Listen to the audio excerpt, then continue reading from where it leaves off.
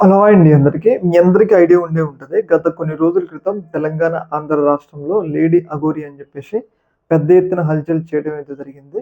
ముఖ్యంగా ఆమె పబ్లిసిటీ కోసం ఈ స్టంట్‌లంతా చేస్తుంది అని జెప్పేసి అందరికీ ఒక అవగాహన అయితే రావడం అనేది జరిగింది. అయితే దీనిలో భాగంగా కొన్ని రోజుల నుంచి ఆమె సైలెంట్ అయిపోయారు. ఆమె ఎక్కడికెళ్లారంటే కుంభమేళా జరుగుతుంది గదా! కుంభమేళాకి వెళ్లి రీసెంట్‌గా మళ్ళీ కుంభమేళా నుంచి తెలంగాణలో అడుగుపెట్టడం అయితే జరిగింది. ఆ తెలంగాణ అడుగుపెట్టిన కాడ నుంచి మళ్ళీ న్యూసెన్స్ క్రియేట్ చేయడం అయితే స్టార్ట్ చేసిందనమాట. ముఖ్యంగా ఏంటంటే, వేములవాడలో ఒక దర్గా ఉంది గదా! అది ఎప్పటినుంచో ఉన్నది. అది ఏమంటారు?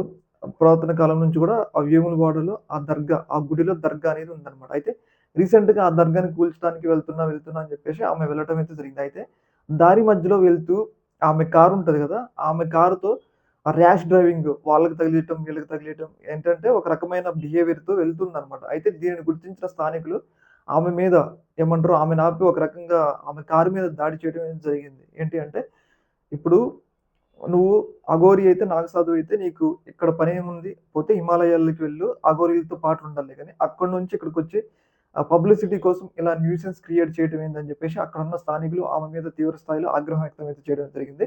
ముఖ్యంగా ప్రతి ఒక్క విషయంలో వేరే మతం వాళ్ళని చంపుతా, నరుకుతా, వాడు ఎవడు, ఈడెవడు అనే లాంగ్వేజు మాట్లాడటంతో పాటు ఒక న్యూసెన్స్ క్రియేట్ చేసి పబ్లిసిటీ కోసం ఆ భావోద్వేగాలను రెచ్చగొడతా ఉందన్నమాట అయితే ఈమె.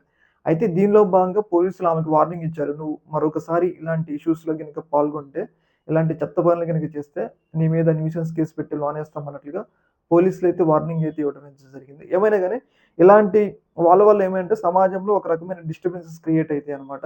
పోలీసులు ఇంకోసారి ఆమె ఇలాంటి పనులు చేస్తే మాత్రం ఆమెని లోన వేయాలి. ఎందుకంటే ఎన్నాలని ఇప్పుడు పోలీసులుంది దేనికి?